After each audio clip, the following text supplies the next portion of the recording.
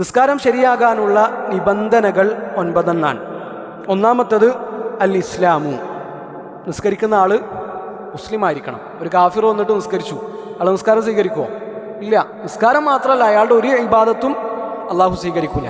ഇബാദത്ത് സ്വീകരിക്കണമെങ്കിൽ അയാൾ ആരായിരിക്കണം? മുസ്ലിം ആയിരിക്കണം. രണ്ടാമത്തത് അൽ അഖ്ലു, ബുദ്ധി ഉണ്ടാകണം. ഒരു ഭ്രാന്തൻ നിസ്കരിച്ചു, അയാളുടെ നിസ്കാരം ശരിയായില്ല. അയാൾ കച്ചവടം ചെയ്തു, അയാൾ മൂപ്പര മകളെ കെട്ടിച്ചെന്നു, മൂപ്പര നടത്തുന്ന ഒരു ക്രയവിക്രയവും എന്തല്ല, ഒരു ഇടപാടും പരിഗണനീയമല്ല. ഭ്രാന്തൻ്റെ വാക്കും പ്രവൃത്തിയൊന്നും പരിഗണിക്കപ്പെടില്ല. അപ്പം രണ്ടാമത്തെ നിബന്ധന അൽ അഖ്ലു, നിസ്കരിക്കുന്നതിന് എന്തുണ്ടാകണം? ബുദ്ധി ഉണ്ടാകണം. മൂന്നാമത് തമീസ്, വകതിരിവെത്തണം. ഒരു 2 വയസ്സായൊരു കുട്ടി ഓൻ നിസ്കരിച്ചു, അവൻ്റെ നിസ്കാരം ശരിയാവില്ല.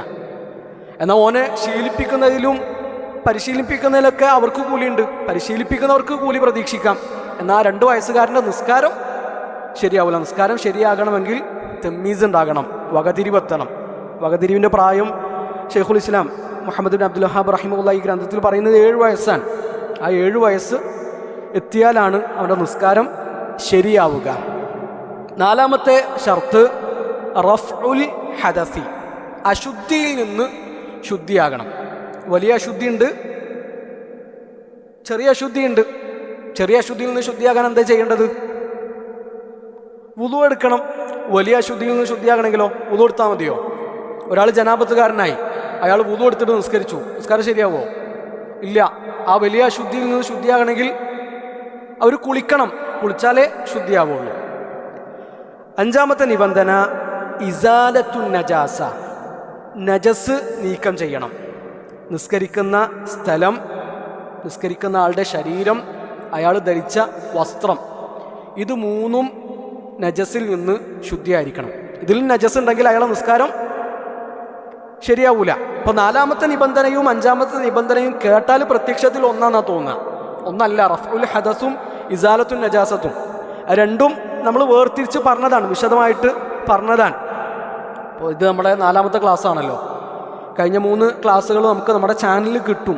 അപ്പോൾ ആ ക്ലാസ്സുകൾ കേൾക്കാത്തവർ, അത് കിട്ടാത്തവർ അവിടെ പോയിട്ട് കേൾക്കണമെന്ന് ഓർമ്മപ്പെടുത്തുകയാണ്. കേൾക്കുന്നതിൻ്റെ കൂടെ നിങ്ങൾക്കൊരു ചെറിയ നോട്ട് പുസ്തകത്തിൽ രേഖപ്പെടുത്താനും എഴുതി വെക്കാനൊക്കെ കഴിയുമെങ്കിൽ നല്ല കാര്യമാണ്. മരണം വരെ നമുക്ക് ആവശ്യമുള്ള അറിവാണ്.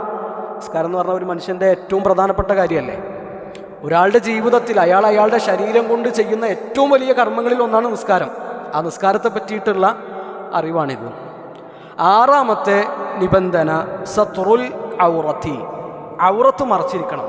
ആണായാലും പെണ്ണായാലും നിർബന്ധമായിട്ടും മറച്ചിരിക്കേണ്ട ശരീരത്തിലെ ഭാഗങ്ങൾ മറച്ചിട്ടാകണം നിസ്കരിക്കേണ്ടത്. അതല്ലാതെ നിസ്കരിച്ചാൽ അയാളുടെ നിസ്കാരം ശരിയാവില്ല.